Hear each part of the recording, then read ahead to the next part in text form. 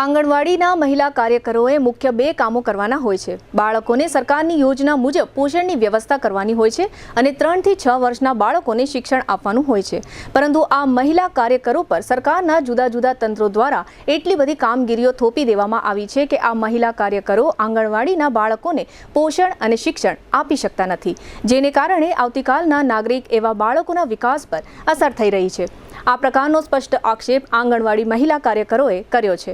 આંગણવાડી મહિલા કાર્યકરોના જણાવ્યા પ્રમાણે તેમનું દૈનિક વેતન ₹200 પણ નથી અને તેમની પાસેથી અનેક જાતની કામગીરીઓ લેવામાં આવે છે, જેને કારણે આંગણવાડીના જે મુખ્ય બે કામો છે તે પોષણ અને શિક્ષણના કામો થઈ શકતા નથી।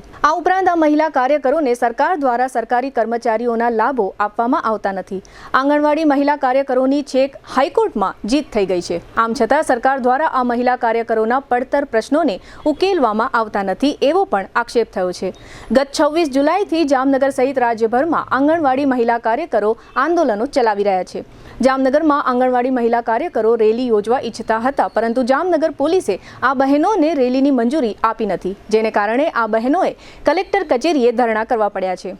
ધરણાના આ કાર્યક્રમમાં આંગણવાડીના સેંકડો મહિલા કાર્યકરો હાજર રહ્યા હતા અને હમ ફૂલ નહીં ચિંગારી હૈ એ પ્રકારના સૂત્રોચ્ચાર પુકાર્યા હતા। આ સમગ્ર વિષય અંગે આંગણવાડી મહિલા કાર્યકરોના સંગઠનના જામનગર તાલુકાના પ્રમુખ સાવિત્રી જોશીએ આપેલી ટૂંકી વિગતો પ્રસ્તુત છે। જામનગરમાં છેલ્લા 10 વર્ષથી રિયલ એસ્ટેટમાં પ્રખ્યાત નામ ભવ્ય બિલ્ડકોન લાવી રહ્યા છે જામનગરમાં ખૂબ ઝડપથી વધી રહેલા વિસ્તાર એટલે લાલવાડી, જેમાં લાવી રહ્યા છે માત્ર 1 મિનિટના અંતરે તમારા માટે એક પરફેક્ટ લોકેશન પર 3 અને 4 BHK લક્ઝુરિયસ પ્રીમિયમ ફ્લેટ અને કોમર્શિયલ શોપ્સ એટલે ઓર્ચિડ ગ્રાન્ડ, એ પણ 80% લોનની સુવિધા સાથે। તો ચાલો વાત કરીએ ઓર્ચિડ ગ્રાન્ડના વિશેષતાઓ અને સુવિધાઓની।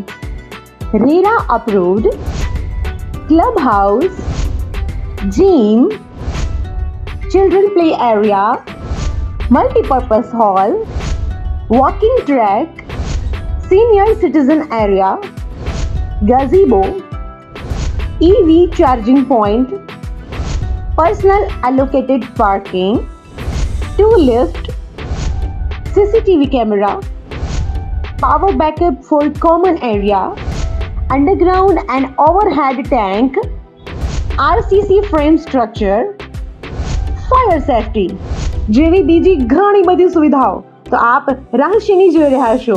અત્યારે જ સ્ક્રીન પર આપેલા નંબર પર કોલ કરો કે પછી સાઇટ મુલાકાત લો। અમારું એડ્રેસ છે orchid grand near income tax office beside ત્રી મંદિર, લાલવાડી મેઇન રોડ, જામનગર।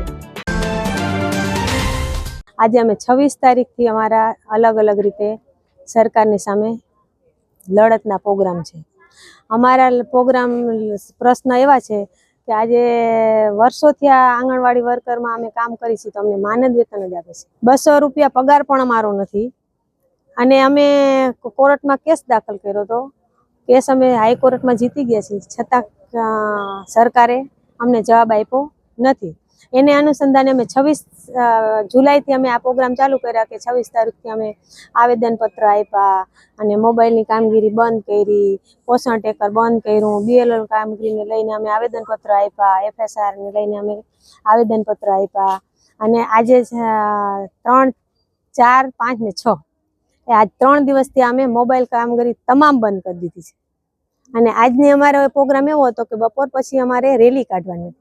અમે રેલી માટે મંજૂરી લેવા ગયા હતા પણ અમને મંજૂરી મળી નહીં, એટલે અમે આજે કલેક્ટર ઓફિસે 2-3 કલાક અહીં ધરણા ઉપર બેસવાના છે। અમારા આજે ઘણા બધા પ્રશ્નો છે। પગાર વધારાને લઈ તો એ છે, બાળકોને લઈને કેટલી બધી કામગીરી વધારાની આપે છે તો એમાં અમારા બાળકોનું કંઈ કામ થતું નથી। જે નવી જે કામગીરી આવે છે એ કોઈ પણ કામ કોઈ અધિકારી નથી કરતા, શિક્ષકો નથી કરતા કે કોઈ એક અધિકારી નથી કરતા અને અમારી ઉપર જે કોઈ કામ ન કરે એ અમારી ઉપર સરકાર મૂકે છે અને એ કામ કરવામાં અમે રહી છીએ તો અમારા બાળકોનું ભવિષ્ય બગડે છે। બીજા નંબરમાં સરકારે કુપોષણ હટાડવાની વાતો કરે છે। આજે વર્ષોથી આ ચાલુ છે। મારો જન્મ થયો ને ત્યારથી કુપોષણ હટાડવાનું ચાલુ છે। અત્યારે આજની તારીખમાં કુપોષણ હટ્યું નથી। એના કારણો મારે સરકારને સુધી તે પહોંચાડવાનું છે કે સરકાર જો બાળકના ભવિષ્યનું અને કુપોષણ વિશે જ સરકાર વિચારતી હોય ને તો સરકારે અમને એક પણ કામગીરી સોંપવી ન જોઈએ. ઓનલી વન અમને બાળકોનું અને માતાનું જ કામગીરી એને સોંપવી જોઈએ, તો અમે સારી રીતે કામગીરી કરી શકીએ. રહી વાત પૂર્વ પ્રાથમિક શિક્ષણની, તો પૂર્વ પ્રાથમિક શિક્ષણમાં મિનિમમ તમે મોટા બાળકોને જે નિયમ છે કે 10 થી 5 નો, તો મોટા બાળકોની સાથે તમે 5 કલાક કામ કરો ને તો બાળક ભણી શકે. પણ અમારે તો 3 થી 6 વર્ષના બાળકો છે, એ બાળકને અમારે ભણાવવા ને એટલે અમને બહુ અઘરું થઈ જાય. એમાં જો અમને 45 મિનિટ કે 30 મિનિટ ને 5 મિનિટ ને 10 મિનિટ એવી રીતે સરકારે આયોજન કર્યું છે કે 5 મિનિટ આ ભણાવવાનું, 10 મિનિટ આ ભણાવવાનું, આ પોરવણી કામ કરાવવાનું, ચિત્ર કામ કરાવવાનું, શબ્દ બોલાવવાનું, આટલું બધું જો કામ કરવાનું થતું હોય ને તો અમારે એવું છે, મારું કહેવું એવું છે કે સરકાર અમને ઓનલી વન બાળકોના પૂરક પોષણ શિક્ષણ અને પૂર્વ પ્રાથમિક શિક્ષણ 2 જ અમને આપે.